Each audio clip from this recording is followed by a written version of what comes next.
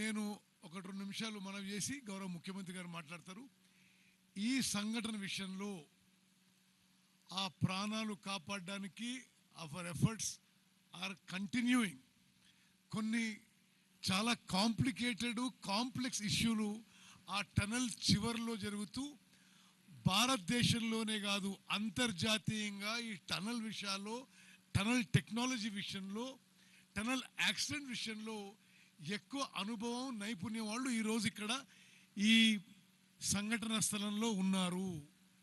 Indian army, Indian నేవీకి చెందిన MARCOS marine commandos, border roads organisation, national highway infrastructure development corporation, Indian railways, NDRF, SDRF, Singareni collieries, మరి national geophysical research NGRI, geological survey, ఈ విధంగా 11 సంస్థలు దేశ విదేశాల నుంచి ఇక్కడ మరి మనందరం కూడా కలిసి ఒక కోఆర్డినేటెడ్ ఎఫెక్ట్తో, ఒక యూనిఫైడ్ కమాండ్తో ముందుకు పోవడం జరుగుతుంది.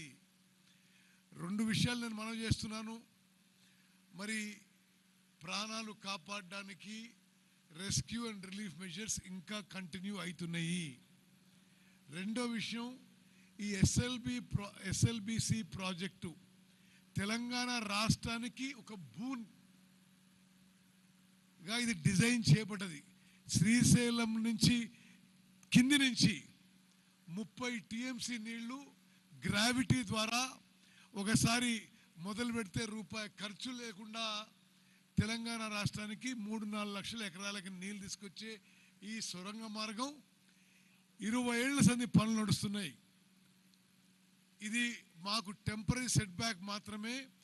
ఈ ఎస్ఎల్బిసి టనల్ వర్క్స్ పూర్తి చేస్తామని చెప్పి ముఖ్యమంత్రి గారు, మేము మీ అందరికి మనవి చేస్తూ, మరి మీరందరూ కూడా చాలా పాజిటివ్గా, చాలా కన్స్ట్రక్టివ్గా మీరు కూడా ఇక్కడ చాలా క్లిష్ట పరిస్థితుల్లో, ఇంత మారుమూల ప్రాంతంలో మీరు మాతో కోఆపరేట్ చేసినందుకు, కోఆర్డినేట్ చేసినందుకు మీకు కూడా నేను మనస్ఫూర్తిగా ధన్యవాదాలు తెలియజేస్తూ గౌరవ ముఖ్యమంత్రి గారు ఈ సందర్భంగా వారి సందేశం ఇవ్వాల్సింది కోరుతున్నాను.